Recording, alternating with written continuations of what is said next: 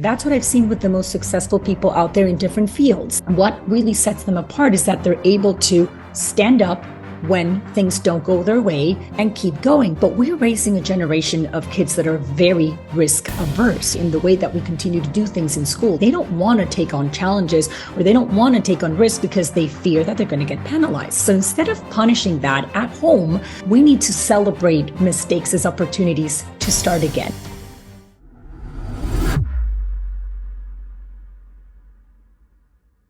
Anna, it is so great to have you here on the Learning Leader Show. Welcome. Thank you so much for having me, Ryan. So 10 different schools in 7 different countries growing up. Talk to me about how your upbringing impacted you as a leader. So I'm originally from Panama, but due to my dad's job, we had to move around a lot.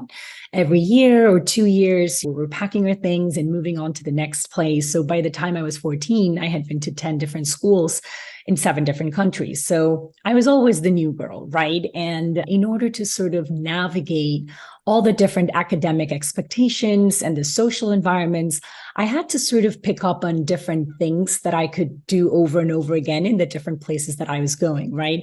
And so the easiest one was actually in school.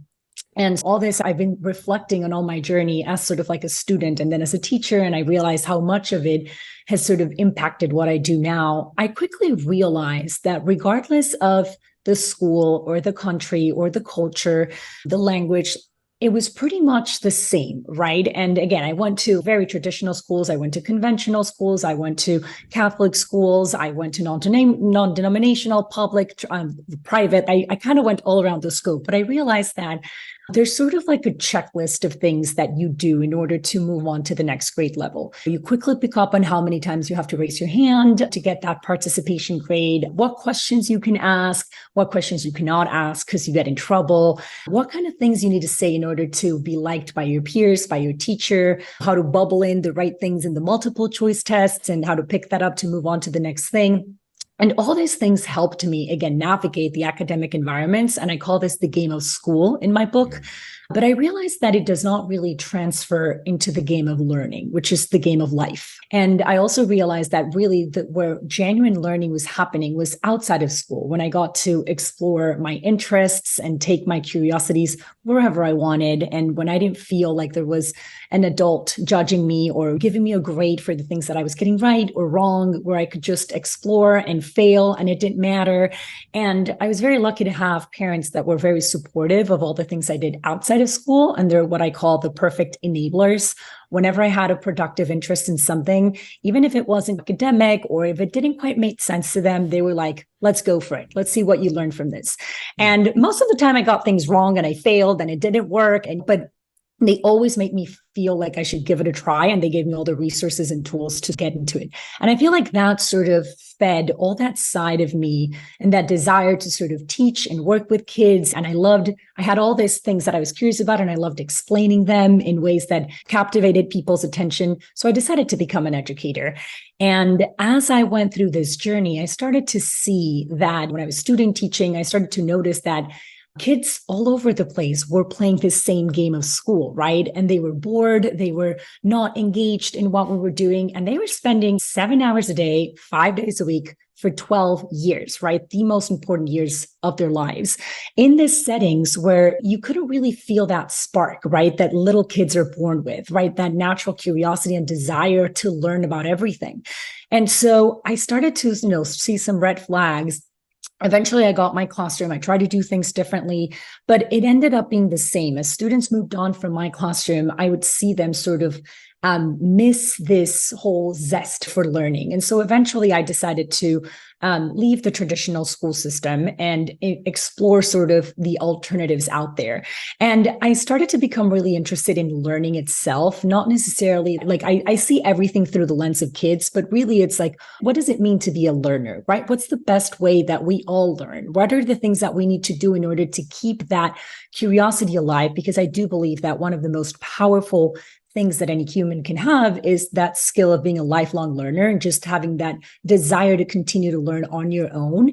And there's a lot of little soft skills that you need to learn in the process that I believe that we are not teaching in school, we're actually squashing in schools. And so this long-ended answer to share that I feel like my upbringing and the things that I noticed as a student and as a teacher sort of pushed me outside the classroom and then inspired me to sort of write about all these things and share it, because I realized that the reason why we keep doing things the way we've been doing it for 200 years, right? If you look at the history of education, is because we don't stop to question enough, right? We just continue blindly trusting the things that we've been doing for so long. And we end up in these jobs that we don't like, and we're like 30 and we're like, what's going on? How did I even end up here? How do I not know the things that I'm passionate about, the things that I love doing? What am I good at? And I feel like it all comes from our upbringing in school. And so I've been talking a lot about this. I wrote a book about it, and I feel like here's the place where I really get to talk directly to parents or to aspiring parents or to people in general who feel stuck, and realize that there's a lot of lessons that they need to unlearn from school in order to make room to learn the things that will actually make them happy and productive and successful in the real world.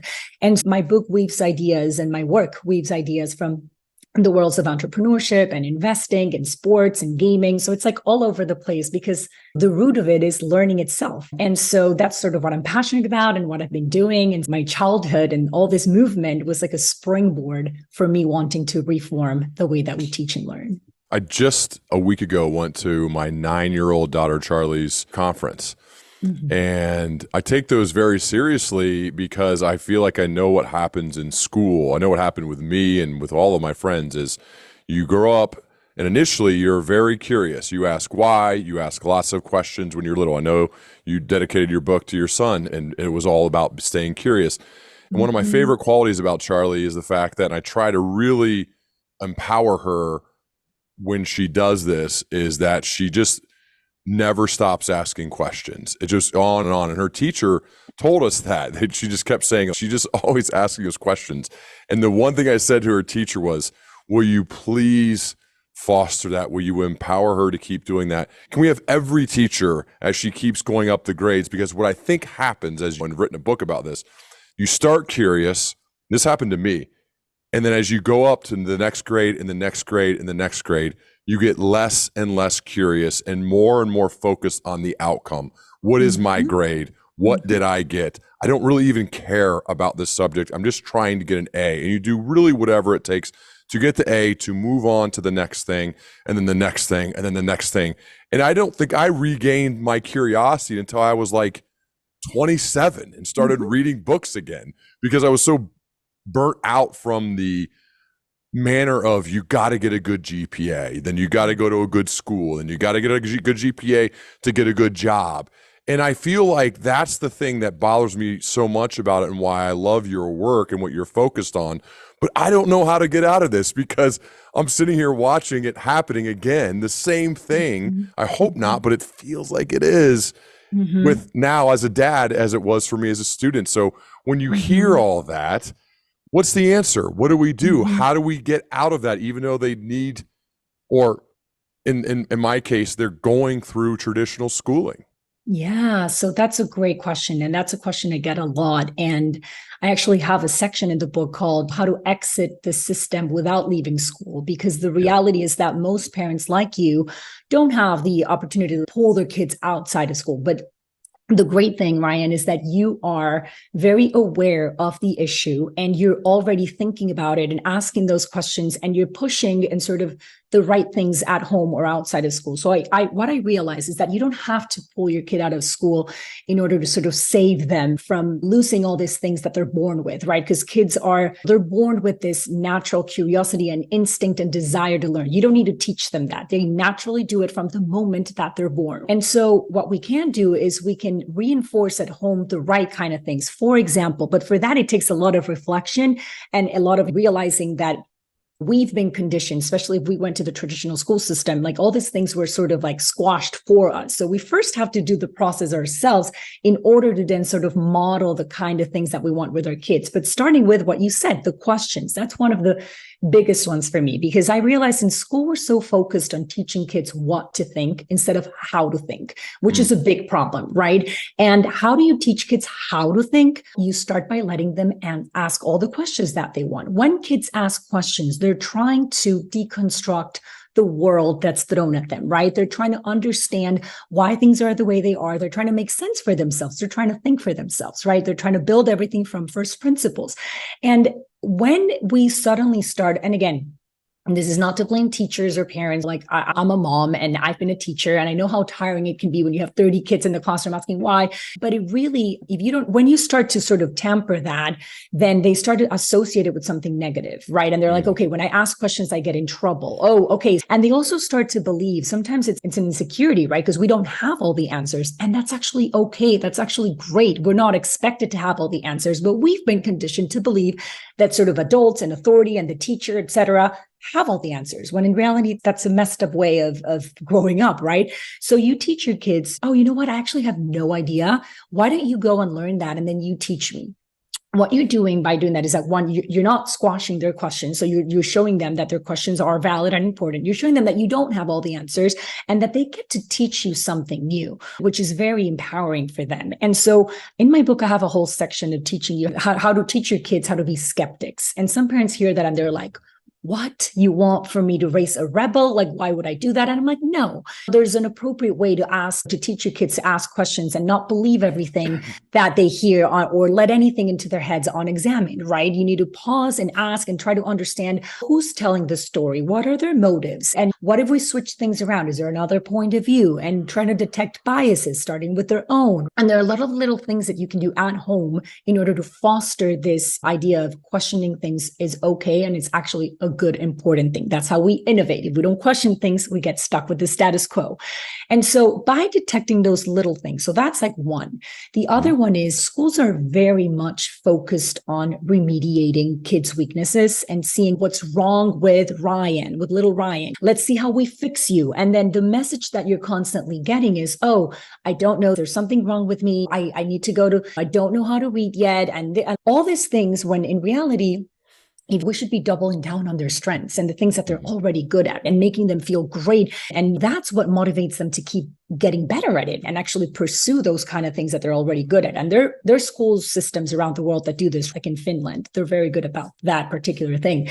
But also as parents, sort of helping them find what are those things that they're obsessed with, that they're not necessarily being cultivated in school or applauded in school, because every kid has something that they're uniquely good at and that they love doing. Sometimes it's not obvious because it's not an academic aptitude, right? And therefore, it's not really nourished in school, but that's where parents come in and they're like, okay, my kid loves doing this.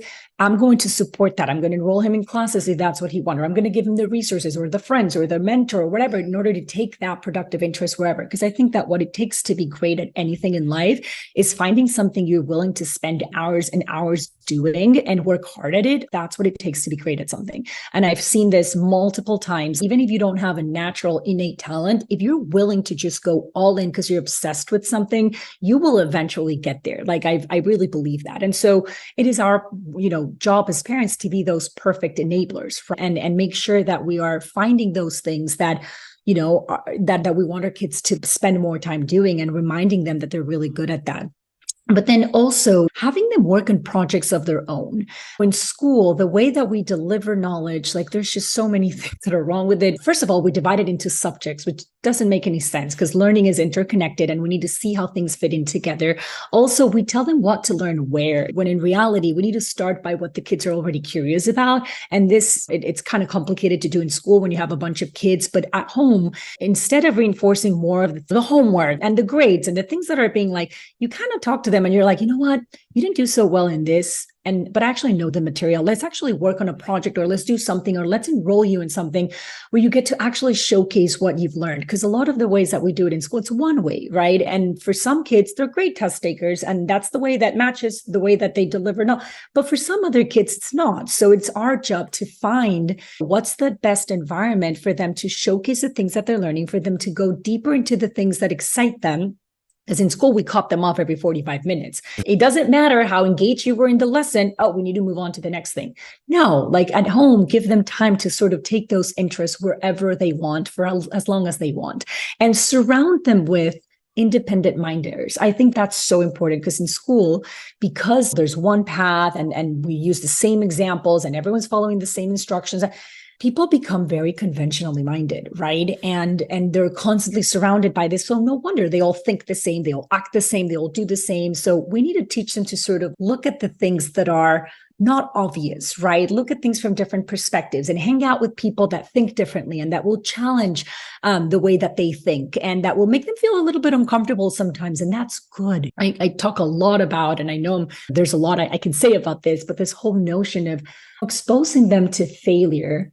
Because in school, again, we're teaching them when they get something wrong, which obviously they're going to get everything wrong at first because they're learning, they're kids. This is the time to get things wrong. But we immediately penalize them with a bad grade. We are teaching them that, oh, you don't want to get things wrong. You don't want to try something that you may get wrong because you're going to get penalized with the grade that goes on your permanent record and will haunt you for the rest of your life. It has like life-altering consequences. It's what? No, this is the time to fail small and learn how to pick yourself up and get comfortable with it so that you know how to handle that in the future. That's what I've seen with the most successful people out there in different fields. Like what really sets them apart is that they're able to stand up when things don't go their way and keep going. They don't give up, right? But we're raising a generation of kids that are very risk averse, right? In the way that we continue to do things in school. Like they don't want to take on challenges or they don't want to take on risks because they fear that they're going to get penalized. So instead of punishing that at home, we need to sort of celebrate mistakes as opportunities to start again. And what did you learn? And sort of model that behavior ourselves, because sometimes we're very hard on ourselves when we get things wrong. So remember that they're sponges and they're constantly learning, and read stories about heroes and stuff, but not only how they got there, but really all those times that they failed in the process, and really emphasize that's what it takes to be great at something as well. And so there are a lot of little things like this that I could share, but I'm going to stop there. Yeah, I got you. I love it. Let's say someone said, Anna, okay, we're going to completely fund a school that you're going to design. You can start from nothing, right? And you can build it however you want it. The teachers, the structure, the whatever style and that you want to do. What are some of the things that you would do to build like the perfect school? Oh, I love this question. I've never gotten this question, actually. So the first thing is that kids would be outdoors a lot. One of my biggest concerns right now is the lack of movement that kids are receiving in schools. If you look at what kids need in order to develop mentally, physically, emotionally, everything, they need to be moving and releasing energy all day long, right? They do not need to be sitting down straight, quiet, without moving in the classroom in four walls for 7 hours a day. That's bananas. That's insane. They cannot think that way, let alone develop their like everything. And so I would have them spend tons of time outdoors, exploring, running around, releasing energy, learning from the things that they encounter, sort of like a forest school in that sense, where they just learn from the things that they're encountering. And then I would have a lot of project-based learning, right? It could either be starting with a problem. You give them a big problem and you put them in teams where they need to learn how to collaborate, but also compete against each other. Because I think these are two very fundamental skills that they're going to need in the future, no matter what they end up doing. They need to learn how to work with others, and not like that teamwork that we see in school where the teacher chooses the team and everyone has an assignment and one person ends up doing, no, I mean like real collaboration, right? And I would put them in teams where they're solving problems. So everything would be taught through projects or through problems that they're choosing. Why? Because you're starting by what they're interested in. So you don't have to battle to engage them or to motivate them. They're already motivated. You teach them on demand when they need the different things because they're going to use them right away. Knowledge decays really quickly. And lots of research shows that if you don't put to practice what you learn in the next 14 days, that's 2 weeks, you forget about it. That's why we don't remember most of the things we learned in school. You think about all those hours you spent and you don't remember. It's like after the test, you forget. Why? Because you're not putting it into practice. Knowledge has to have a practical application right away. Otherwise, it's a waste of time. And so it has to be applicable. And that's why projects are so great, because kids are learning the information that they need in order to solve the next thing or in order to work on the next thing. And they get to see how, again, all the different subjects come together like in the real world, right? It's a way more real world way to learn. And so then the other thing which we do at Synthesis, which is a startup that I'm part of, this whole notion of grade levels don't make any sense, right? Because kids all develop at different rates. And this whole notion that because you're born on the same year as somebody else, you both mature at the same rate is BS, right? So you need to be in an environment where you are looking up to older kids that are around you, right? That's how you interact in the real world. Like, where in the real world do you only interact with people your age?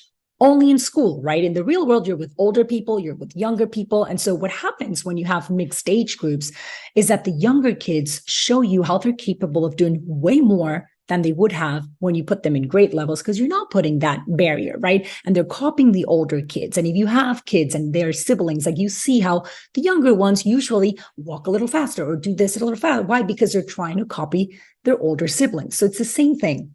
And so learning happens a lot more organically. The facilitator or the teacher doesn't almost have to intervene, because then you have the older kids wanting to teach the younger kids, right? Because they're more mature and they want to sort of showcase what they're learning. And one of the best ways to learn is to teach what you learn. That's how you know that you really know it. And so it becomes like a beautiful teaching and learning process between the kids. So it's a lot more self-directed. The kids have a lot of autonomy. The teacher barely intervenes. The teachers would be more like guides and facilitators or mentors, right? That would be very important in the part of the reflection component of the learning process. So they would not intervene when the kids get stuck. They would not intervene when they're having a little conflict, or they're there watching, making sure that they don't kill each other, but really making sure that the way that they intervene is through questions that don't answer their questions, but rather make them think a little bit harder until they get to the answers themselves, and so that they can mediate things, but letting them struggle. I believe that letting kids struggle is super important part of their formation. It teaches them how to get past that, and it teaches them that they do have what it takes in order to solve whatever it is that we're giving them, right? Because I'm a strong believer that kids are capable of doing way more than we give them credit for. We just have to sort of trust them and give them this space and the resources. And so a lot of the teachers as guides, helping them with the facilitator reflection component. And then I think that every kid needs a mentor in order to sort of make sense of all the experiences and projects and everything that they're learning about, right? Because again, every kid is different. And so somebody that they look up to, and it can be an older kid or it can be an adult, somebody that's not mom or dad, I usually recommend, because I feel like, it has to be like an external person. But I feel like this is such a fundamental part of the learning process, where they get you really to see the overall picture of where you are and where you want to go and what are the steps that you're taking in the process. And then for the core academics, I don't know if you've seen this digital tutors that are coming out nowadays. They're looking really promising. We have this one at Synthesis that I find incredible, very efficient, and it's modeled after a human. So it really has all the human elements that are so important for the connection of teaching and learning between the teacher and the student. But kids get to go at their own pace and really go deep into this hardcore academics that some kids are ready to go a lot faster. Some kids have gaps in their knowledge from past years. And so this digital tutors for an hour and a half a day to cover those academics, like hardcore academics. I think it's a very efficient way to do it.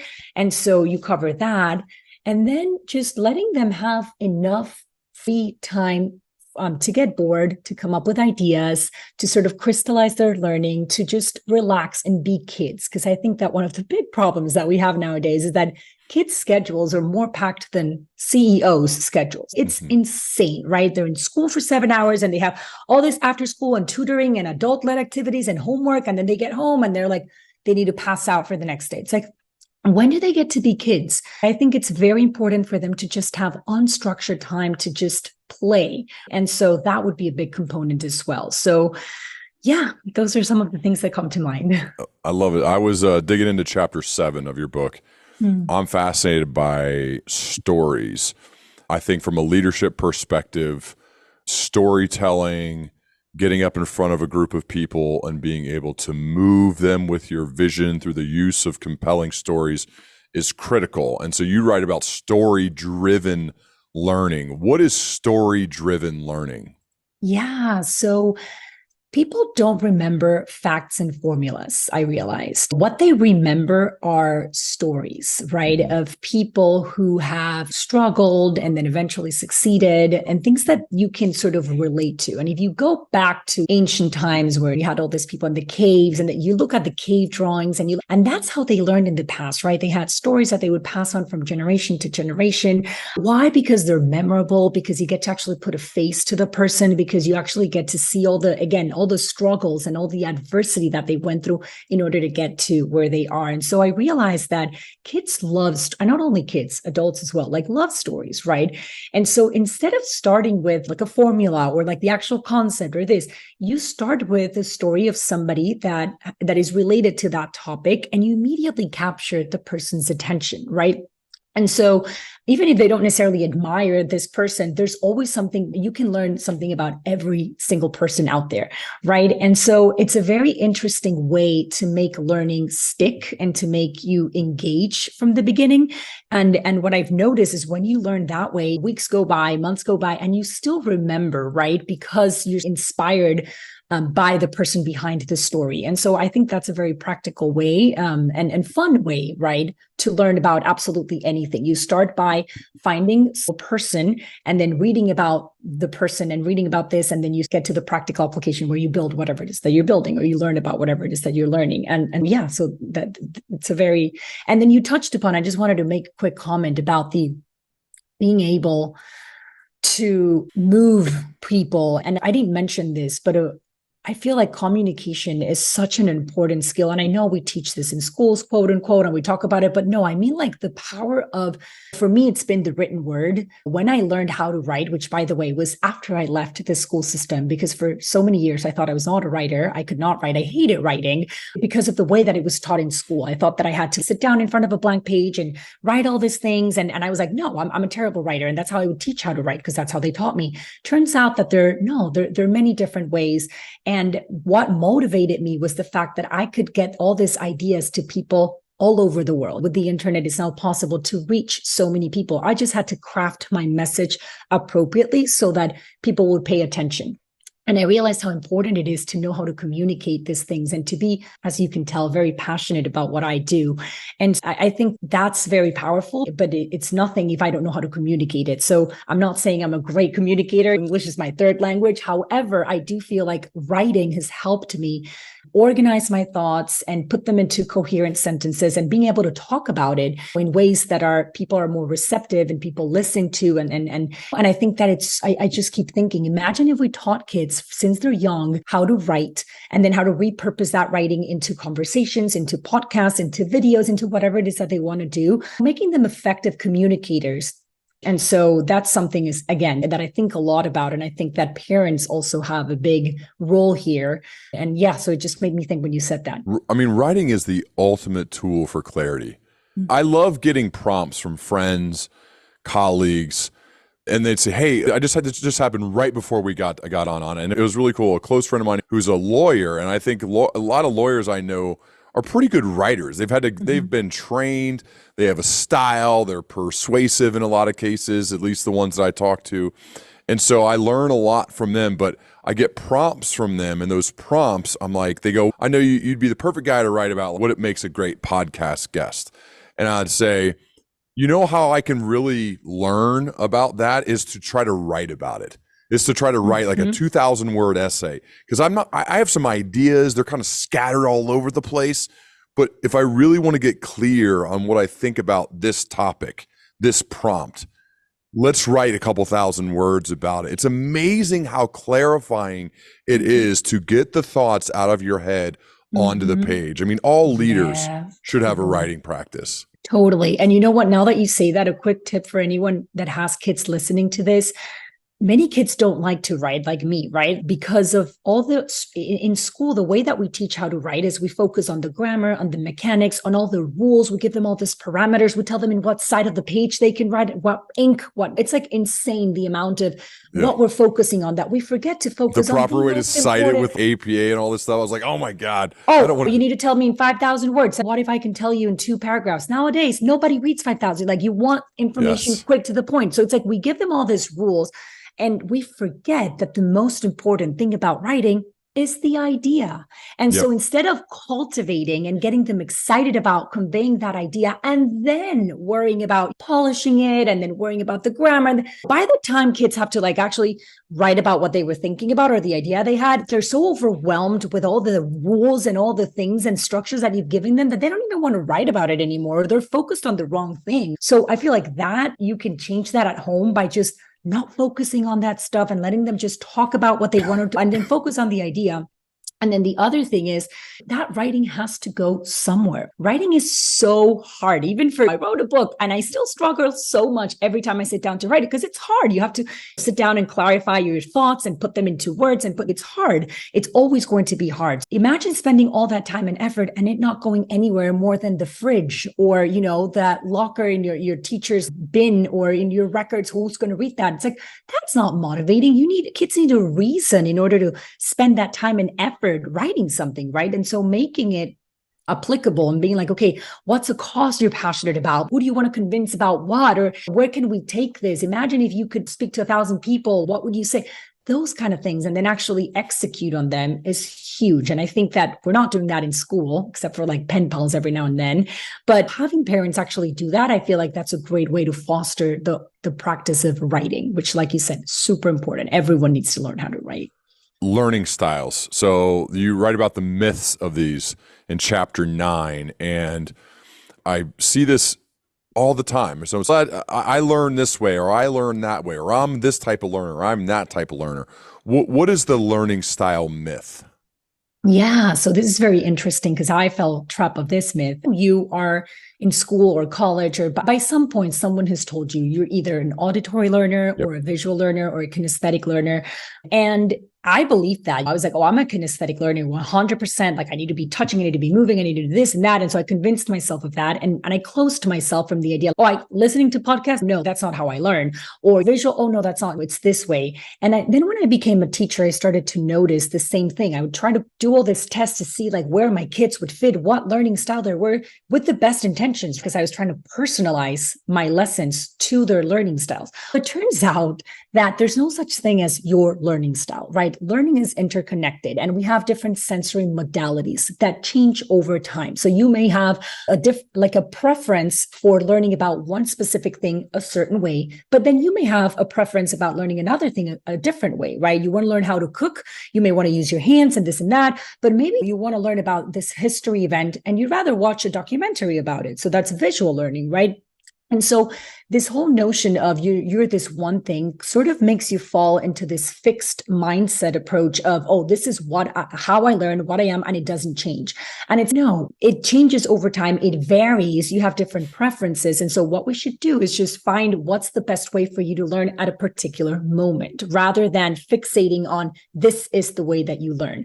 And so something that I often tell parents is expose them to a diverse learning diet, right? Have them learn about different things through YouTube, through books, by interviewing someone. And it shows them that first, there are different ways to acquire knowledge, not just reading from a textbook, right? But second, that it's going to vary depending on the content, the occasion, the time, and it may change through time. So yeah, that's the learning style myth. I love the idea of having varying ways to learn.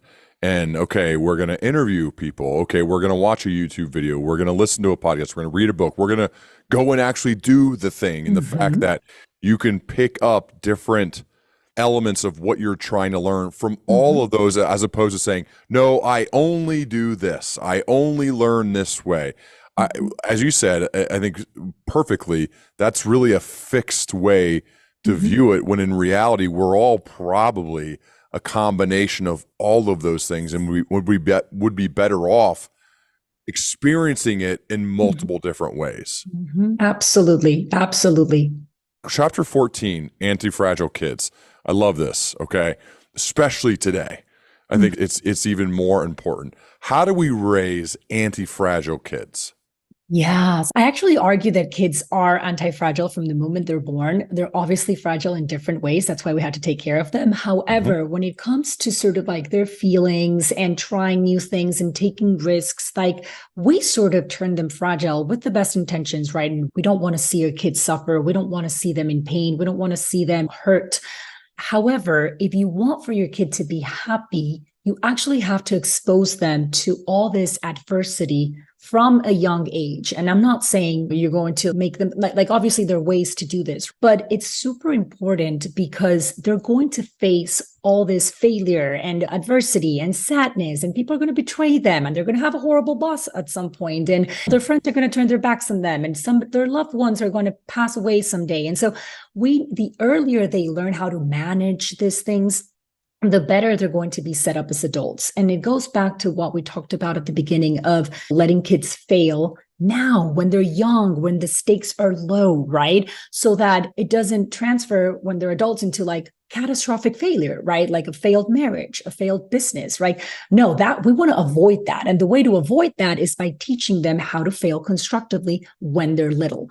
And so there are different ways to do this. But one, I often talk about how it's like being there. Obviously, you need to be present, you need to be observing, you need to be, but not intervening that much, right? Letting them take that little bump at the park or try that. I think it's Jordan Peterson, the one that says, don't intervene when they're doing dangerous things carefully, right? And you're there and avoid saying things like, be careful, watch out. And it's more, do you feel safe? Do you need help? Do you know what you're doing? Kind of like reframing the way that we approach when they're doing dangerous things carefully. One, also when they're having a conflict, resist the temptation, very hard, I'm a mom, to intervene and to try to like fix things for them, right? It's okay if they're struggling. It's okay if they're a little bit sad, and you're not going to abandon them. You're there, but you let them figure out how to solve that situation, whether it is talking to a friend where there was an unfair situation, or talking to their teacher because something happened, or handling that adversity, I think is very important, not shading, not trying to block them from those things. And of course, again, there's an appropriate way to do them. You meet them where they are.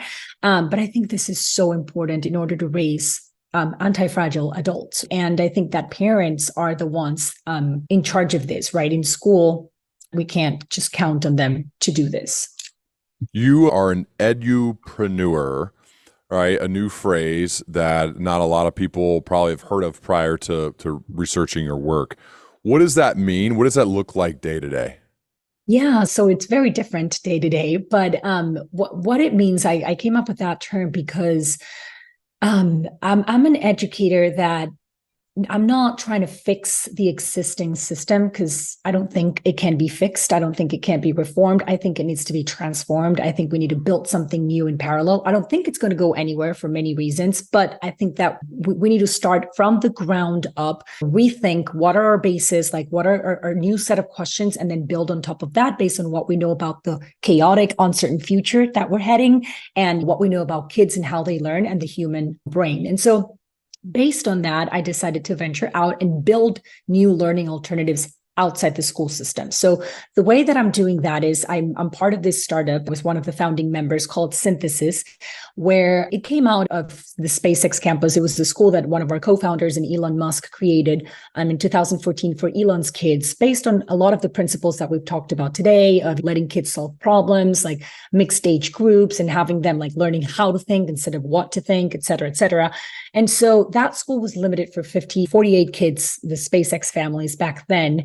With the pandemic, it went online, and we decided to do the spin-off called Synthesis, which was the most popular class there, and making it accessible to kids all over the world, right? So now it's not just for those 48 kids. And the things that kids learn here are things we've talked about today, right? Those soft skills that they're going to need in order to thrive in this chaotic future that we know very little about, to be honest. How to figure things out, how to learn on your own, how to work with others, how to understand trade-offs, how to make decisions, how to be independent, like all these things that sound kind of obvious, they're not getting practice in school. And all these skills are like playing an instrument. You need to get consistent practice, not like once a month or I mean like every week, consistent practice, working in teams, competing with others, failing, picking yourself up, figuring things out for your own, dealing with confusion, all these things. The more you practice, the better equipped you'll be. And so we teach them this through simulations. And on top of that, we have the digital tutor that came out this year, which covers the hardcore academics. So the goal for Synthesis, we want to build that parallel education system, K through 12 system, based on what we know about kids and tweaking along the way, one remarkable product at a time. And I'm the chief evangelist. That's like part of what I do as an entrepreneur. I sort of try to elevate the alternative education space by having these kinds of conversations and writing about this and talking to parents and doing research and trying to see. I'm not in making these things up. I'm not reinventing the wheel. I'm grabbing the best things that I've seen from history of education, what the giants have come up with, and seeing what applies to nowadays. And in the end of the day, the answer is not one way. Like, I'm not saying, oh, synthesis is the way, or this is, no, it's diversity of approaches, right? And that's sort of what I try to communicate with my work. It's, you need to find what works for your kid or for yourself as an adult, the way that you learn in that moment, right? And that may change. And the traditional way of doing things is not the only way available. And so I try to voice this for parents or for people that are interested in learning and the act of learning, and just so that they see the alternatives that are out there and for them to start questioning things. And if you've read my book, it has more questions than answers. And I do that on purpose because I think that, well, first, I don't have all the answers. That's the first thing. I'm constantly learning.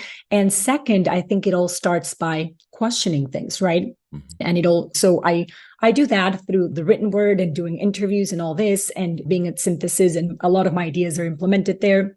And yeah, so I'm just interested in, learning from people in the real world and what they've done to be successful and happy in the real world. And then how can we bring those ideas to kids so that they learn about them earlier in life and are better equipped to play the game of life. That's sort of the purpose of everything that I do.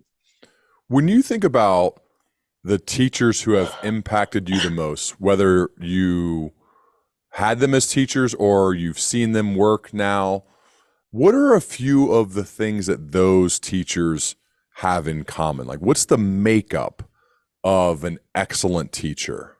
Yeah, so it's funny because the person that comes to mind was my teacher once I left the traditional school system, which is when I decided to take an online writing class. And it's a guy who's way younger than me. His name is David Perel. And he was teaching this online writing course that I was like, oh, I have all these ideas. I kind of want to learn how to write, and I hate writing, but let's see what happens. And he convinced me that I did not hate writing. What I hated was the way that I was taught how to write. And he taught me how to unlearn all those things that were pulling me back and not allowing me to get to the act of writing, and making me realize, wait, no, you can learn about everything and you can learn how to write, and you actually have everything it takes, and you have something very valuable to share with the world. We just have to find what's the best way to craft that message and how to build that audience and that platform so that you can deliver this message. And I did not believe him at first, but he was so insistent that I was like, he made me believe in myself. I was like, I'm just a teacher with all this idea. Who's going to care? And he was like, let's do this. And it took a lot of work and but it really, I think it was that the believe in me, the fact that he helped me unlearn the things that were pushing me back, and that he gave me access to the community of people that kept me accountable and kept me going. So he gave me the resources, the environment, and the tools that I needed, and the community to make this happen. And I think that's sort of what a great teacher does. They don't necessarily deliver the knowledge. They're not the fountain of wisdom. They're not giving you facts. They're not telling you what to do, but rather they're empowering you. They believe in you. They have that confidence in you, and they give you the right environment, resources, and people to push and go in the direction that you want to go and make it happen. And so I think that, yeah, that's what is a great teacher. I love it. With the online aspect of school, so there's great elements to that, and the fact that it opens up so many opportunities for people to learn from teachers from all over the world. And I think that's amazing. However, there is a social element about being in school, the traditional school, that I think is good in a lot of cases. And that you could miss that if you either homeschool or go online and you don't have the social element of the day-to-day stuff that happens with kids at school. How do you think about all of that? Yeah, I get this question a lot. It's a very valid question. I get it from my husband a lot, considering that he's very traditional and school worked great for him. And I'm sort of like the rebel in education. He's always like, all this sounds great, but what about the social aspect? Here's the thing. I understand why everyone's under that impression, but things have changed a lot since we were kids and we were in school. And having been a teacher recently, if you look at what's going on in most traditional schools, like things have become even more rigid and there's more parameters and kids have less recess time and less time to be outside and less time to talk and to play and to socialize and to talk in the hallway. And so again, the way that they're socializing in school, I'm not saying they don't learn anything from that or they don't benefit at all from that. I'm just saying that there has to be a better way to replicate that social component that does not, to teach them those things that's not in the traditional school setting. That cannot be the reason why you send your kids to school. I always say this because I was talking to this girl and she was like, I socialize, of course, in the bus, going back home or going to school. No, that can't be the answer. And so I feel, and again, this whole notion of only interacting with people your age and this and that, like if you look at what actually homeschoolers are doing or people that are enrolled in alternative education, that sort of, it's like a menu and they pick and choose and they've created their own schedules. These kids are constantly surrounded by other kids. They're outdoors playing either sports or in different projects or in extracurriculars that are actually during the day because there's a whole community of people doing this now.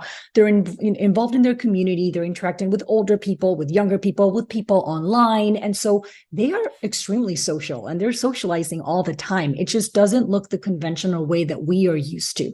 And I feel like the way that we are, and again, I'm very outspoken about this. And I say this confidently because I've spent a lot of time in schools, right? And again, different kinds of schools, like amazing schools, right? Really affluent schools and private schools. And it's the same, like things are so rigid and structured that kids don't have time to talk or to be themselves or to fool around and play. They get in trouble. And so I think that the more the alternative education space grows and the more people opt out of school or for alternatives or do homeschooling, the options for them to socialize in unconventional ways throughout the day are growing. And these kids are not missing out on anything. I actually think that they are socializing in ways that resemble more the world that we live in and in ways that are preparing them more for this world. And we have a long way to go, but it is possible. And I think it's a myth that homeschoolers are not socialized, right? Nowadays, homeschooling looks very different. Like you have many avenues you can take. And so that's one thing. And then the other thing I wanted to mention about online education, which was something that I got wrong at first as well. I was not interested in online education at all. Like when I left the school system, never did I ever think that I was going to end up spending so much time in the online world. What I noticed is that, first of all, what we saw during the pandemic was not online education. We were just trying to survive. And so we grabbed the brick and mortar schools and we put them online. And of course, if they were not paying attention in the real world in front of their teacher with classmates, they're not going to be paying attention for 5 hours in front of a screen. That was a disaster. And nobody's fault. We were all trying our best, but that's not online learning. Online learning done well, you design it with an online audience in mind. You optimize for efficiency. So you're not going to have kids. The idea is for them to spend not that much time in front of the screen, to get out of the way effectively the subjects or whatever it is, the game or socializing or this and that. And nowadays, it's so much easier for kids to find kids that they're more similar to or that they have similar interests to online than in the real world. Sometimes kids don't quite connect with the 24 kids that they get stuck with in school, in their classroom, right? And suddenly online, they have this whole world, which of course we need to help them navigate. There's good things and bad things about this, but you can actually have access to all these people. Like I'm talking to you today, having this wonderful conversation. I wouldn't have otherwise had this opportunity because I probably wouldn't have flown to Ohio. And so I've met so many people that have actually become some of my best friends in the past 4 years in real life. Like I met them online and we fostered friendships, real friendships in the real world, all because of this online world. And we're moving on that direction anyway. And so it's a matter of, instead of being scared and saying, oh, which again, a valid concern, very valid concern, but like, how is my kid going to socialize? It's like trying to approach this with curiosity, right? Okay, how can I have them use and spend time online productively? And then how can I make them then replicate those experiences in the real world and have them also have the real world component? So it's like finding that balance and helping them navigate that world. Let's think about college, university. How important / useful is it to have a college degree? And how important will it be 10 years from now, 15, 20 years from now? Okay, so this is what I think now. And again, I'm probably, we talk in a few years, I may have changed my mind because I'll have more information. But based on what I've seen up to now, we know it's no secret that a college degree nowadays is not worth what it used to be worth in the past, right? Before it promised you a job that you would land a job. Nowadays, that's not the reality. Most of the people that I talk to are working on jobs that have nothing to do with their degrees. And so the other issue is that all these people are now have this huge debt, right, for something that is not really working for them. And so I'm not saying I'm anti-college. I went to college. I had a great time. My husband went to college. Like that's the path you want to take.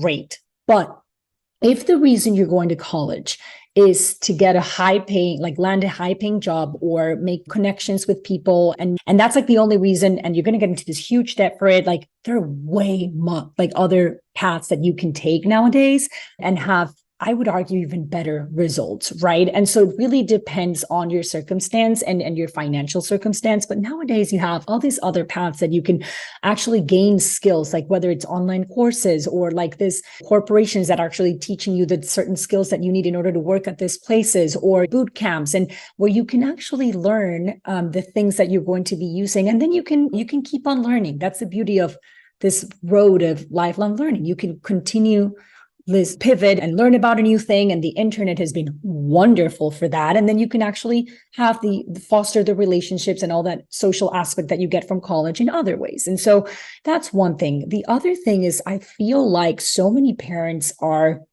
in this train that, again, we've created this of, no, but my kid has to nail all these tests and we need to make sure that they're doing well and this and that, because all these grades and the SAT and this and that, it's all for college. And college can't be the answer to why we are, revolving schools and everything around this crazy standardized test, which we haven't talked about. We don't even have to go there if you don't want to, but it's part of the reason why learning has gone sideways, is because everything revolves around these tests, right?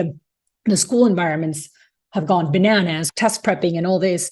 And if the answer is college, that's insane, because college is a place that may or may not come with more opportunity, but it may also come with all these downsides that we've talked about. And so that cannot be your goal as a parent. Oh, I have my kid in school and I'm not going to pull them out of school and I'm going to keep on pushing all these things that the school pushes, even though I don't think it makes sense because they need to go to college. In 10 years, I think the Ivy Leagues and those like schools that have been established for a long time probably won't go anywhere, but you've already seen a lot of colleges starting to disappear. And so I would not make that sort of like the goal and the reason why you're doing everything. No, right? The goal is you want for your kid to be a lifelong learner. That's the goal, right? And so you need to question whether the approaches that you're taking are making your kid want to continue to learn, or the opposite, right? You talked about reading at the beginning and how you didn't become a self-directed learner until 20 something when you started grabbing books and reading.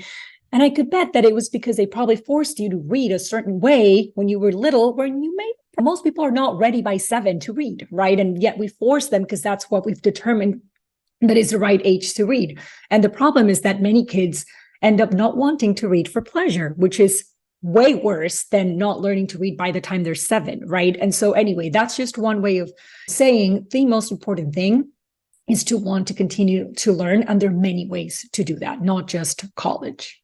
I really appreciate your time. This has been so insightful. The book is called The Learning Game, Teaching Kids to Think for Themselves, Embrace Challenge, and Love Learning.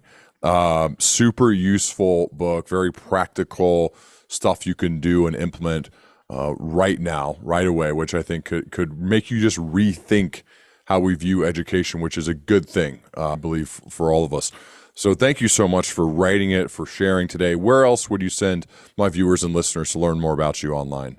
Yeah, thank you so much, Ryan, for having me. So I'm on Instagram, MissFab_Learning Lab. I'm on Twitter, which is my biggest platform, Anna Fabrega 11. There's my website, afabrega.com, and I write a newsletter called Fab Fridays on Substack. So good. Thanks again for doing this. And I would love to continue our dialogue as we both progress, which is so cool. Yeah, absolutely. Thank you so much, Ryan. Thank you.